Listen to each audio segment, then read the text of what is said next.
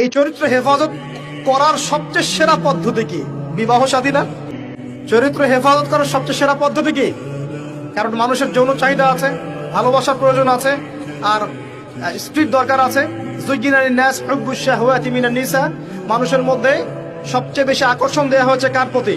নারীর প্রতি। অতএব একজন পুত পবিত্র নেককার মেয়ে আমি চাই, তাই কিনা? আমরা সবাই চাই।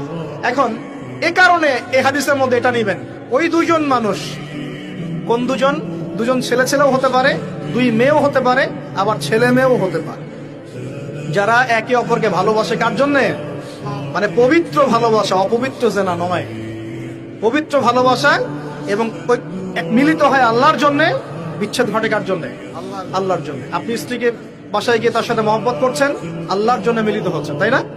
আবার যখন আপনি দিনের জন্য বা দিনের কোনো কাজে বা ভালো কোনো কাজে রিজিকের সন্ধানে বের হয়ে যাচ্ছেন, আল্লাহর জন্য ছেড়ে চলে আসছেন, তাই না?